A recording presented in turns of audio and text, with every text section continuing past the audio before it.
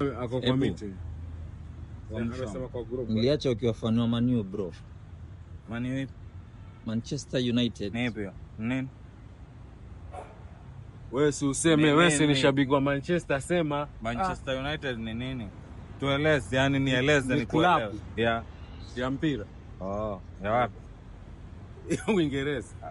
Sifuatilii. Wewe washabikia timu gani? Tangu nisikia Mama Samia Suluhu akiongelea mambo ya watu wabaki kwa nchi yao, wafanye mambo yao.